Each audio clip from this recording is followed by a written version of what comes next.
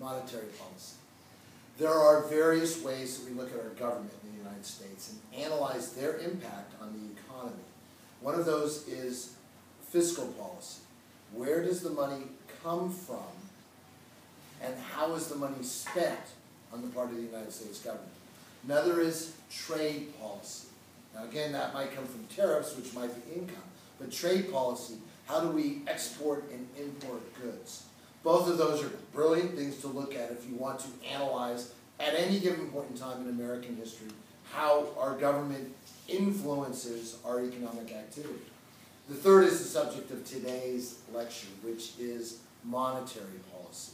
And monetary policy is the amount of money at a given time in the American economy.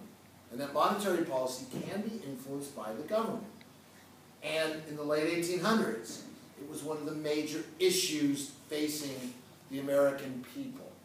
And that's what we're dealing with now. Now, in class today, you already dealt with 5 other issues: pensions, tariffs, trusts, labor marketplace, the spoils system, and there's one other that's sitting there potentially too. We're focused on monetary policy, which potentially is the most interesting, most difficult, and most dynamic of the issues facing the American people in the latter half of the 1800s, also known as the Gilded Age Politics. The monetary policy is how much currency was sitting out in the marketplace. This also is known as the revolt of the debtor. D-E-B-T-O-R means the revolt of those who owed money to somebody else.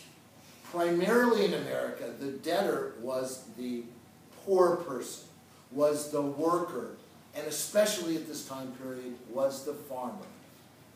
Now, at the end of today's lesson, you outlined the 15 different complaints, plights, grievances of the American farmer in the late 1800s. One of those was monetary policy as set by the federal government. So we see that farmers are out of this, have a difficult time with monetary policy in the late 1800s. It affects most Americans, and it is a general idea to look at any point in time to see how our government can affect the economy. What is monetary policy? Well, it is how many of these are in circulation. This is a dollar. If we have a lot of these, that makes for a certain monetary policy. If there aren't too many dollars circulating, that makes for a different kind of monetary policy. If there are not too many of these, that's what Jackson pursued, Van Buren pursued back in hard money. These are not floating around. They're worth a lot. That's called deflation. Not too many dollars. Dollars worth a lot. Deflation. If there are a lot of these floating around, dollars are worth less. That's inflation. Now, you can get there in any number of ways, but one way is you print a lot of these. Actually, what's this dollar bill worth? 1.5 cents. That's how much it takes to make this. Therefore, right now in the United States of America, this dollar is worth what you're willing to give somebody for it. What somebody's willing to give you for this dollar. Now, it might be worth one Expo marker. It might be worth one beautiful taupe suit. But this dollar's worth fluctuates depending on what people invest in it, what people think it's worth. Now, that didn't always used to be the case. Remember, this is worth 1.6 cents. Remember, right now in America, this is worth what somebody's willing to give you for it, and its value changes probably depending on how many of these are floating around. We used to be tied to what is called the gold standard. And that gold standard got established post-Civil War. That meant that at any point, at anywhere, you would take your dollar bill, walk into any bank, and get the equivalent amount of gold, a set amount of gold, for that dollar bill, as guaranteed by the United States government. Where were the gold reserves? In the hands of the United States government. What could you get for a set amount of gold? This dollar bill. Well, how did that arise? It arose from the fact that we printed, for the first time, greenbacks in the American Civil War. The American Civil War, because we needed money to pay to people to make stuff for our war, be it uniforms, be it ammunition, or whatever, we printed greenbacks. That was the National Banking Act of 1861 that said, hey, join the system, print greenbacks, now we all part of a financial system that works. These were not around before. How did you pay for things before? You had gold coins, silver coins, and banknotes. The Bank of Nick Anderson would issue notes. Remember that? And you would use those notes to say, hey, if the Bank of Nick Anderson's good, then we'll take that note and honor it wherever it can go, because somebody knows that if he goes back to the Bank of Nick Anderson, it works.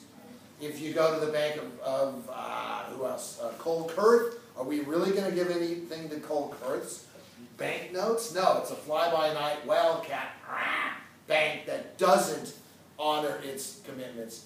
Therefore, currency were banknotes, gold and silver coins before the American Civil War. Now we have something new. We have greenbacks with the American Civil War, and we print about $300 million worth of those. Don't quote me on that number, but about $300 million are printed during the war. Lots of them, inflation, because so many were printed. Thus, immediately after the Civil War, we take 100 million greenbacks out of circulation. How do we do that? Well, if you turn in a ripped old dollar to a bank, they'll give you a new one. Well, the U.S. government simply took those greenbacks, those dollar bills, ripped them out of the thing, and made fewer of them. Is that deflationary or inflationary? Fewer dollars, worth more, deflationary. So we have fewer dollars after the American Civil War. Well, we have an economic crisis in 1873, 74, 75. And poor people in America, especially poor people who are debtors, are seeking relief. We need money to make money. Rich people, hey, I got money, I want it worth more. So there's a tussle at that point in time, and there is a strong, strong call amongst the working people of America to print more dollars. In fact, they form a political organization called the Greenback Labor Party. And in the 1870s, this party is formidable. They get votes, they get electoral votes. They're there pushing to get greenbacks printed. Poor people, labor unions, which we've dealt with, and people press and press and press for that. Do they get what they want to with greenbacks? No. In fact, there is the crime of 74. And the crime of 74 was the bill passed that says we'll keep about 200 million greenbacks in circulation. Nice. But we'll tie them to the gold standard. Again, starting in 1873, we'll take those dollar bills and make them worth a very definite amount of gold at any point in time. Is that good for our dollar bill? Yes, because anywhere in the world you can go, hey, that dollar's worth something. It's great for the American government. It's great for the American economy. It's bad for the debtor. So essentially in 1874, no longer can we have the opportunity to use dollar bills to inflate. Now, why would a farmer in the 1870s, 80s, and 90s want to inflate? Because the farmer has what? $100 of debt. Why would, again, farmer in your review today have $100 of debt? He homesteaded. He didn't have to borrow any money to get that land. Oh, because of all those other reasons, he has borrowed against his land. He's borrowed money from a bank. The bank has lent him money with the farm itself as collateral for the loan. He owes $100. Now, if dollars are worth less, what happens to my ability to pay my debt?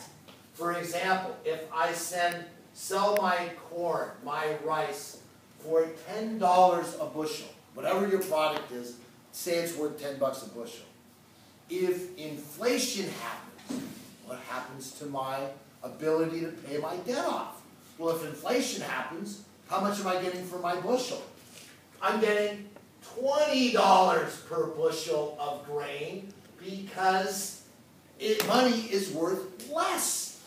I want, if I'm a debtor, if I'm a farmer, I want inflation. I want this dollar bill to be worth half what it was.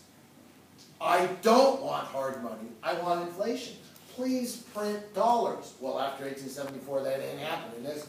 Is there any other mechanism or means that we look to in the 1870s with which to inflate the American currency? Dollar bills are gone, tied to the gold standard. That'll happen until 1933. Thus, what are we going to do to get the inflation to allow my debt staying the same? It's still 100 bucks. But if inflation happens, I get $20 for a bushel, half as easy to pay off my debt. So where do we turn? We turn to gold.